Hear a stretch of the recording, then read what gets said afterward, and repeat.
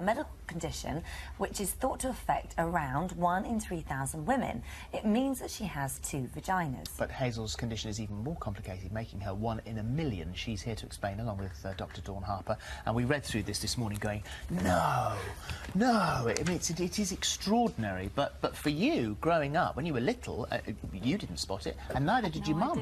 No, I didn't know I was any different whatsoever. So as a little baby, changing nappies and things like that, you really cannot see this. No, even now. I mean, I went through examinations as I was growing up because I had certain problems, and no one even saw it then. Yeah. It was... But I guess in hindsight, when you look back, there were signs, weren't there? Yes. And the first time that you noticed any sort of problem ever was when your period started at the age of 14. That wasn't fun. That was not fun, was it? Because really, you were getting 2 separate periods. Well, we should explain. They from one side than the other. Yeah, we should explain before we get into that how you're built. Yeah. And how that works, because we've got to... Dawn, would you explain just here what this means? Interestingly, when your uterus develops, when you're a baby in the womb, it starts as 2 tubes.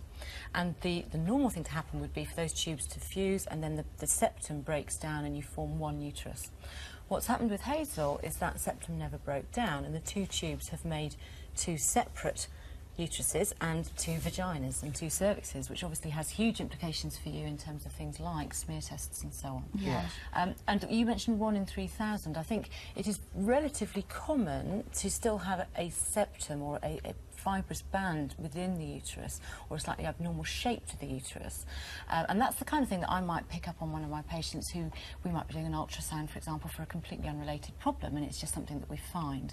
To actually have 2 completely separate uteruses is much rarer, and as you say, which is why we get into that moment of you're actually having, you could have 2 periods. Yes. Well, yeah, I mean, we all ovulate left and right alternatively, like all other women, but obviously if you don't know which side you're ovulating from, and you didn't know that you had 2 sides, you can be... You wouldn't understand why. Sometimes you'd end up in a bit of a mess, and other times not.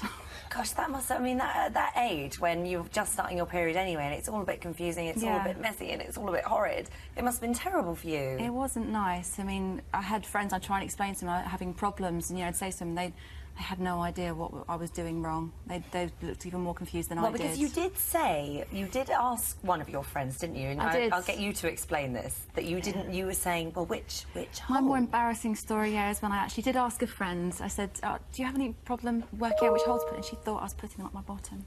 Oh, which of course was not the case at all.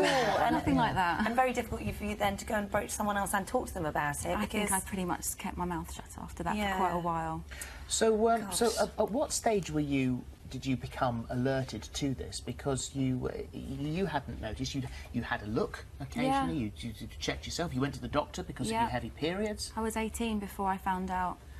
And it was a boyfriend that says... Yeah, my first serious boyfriend. He said there was something different about me. I was trying to broach subjects, you know, to do with my sex life, things like that, and he said, well, maybe there's something wrong with you.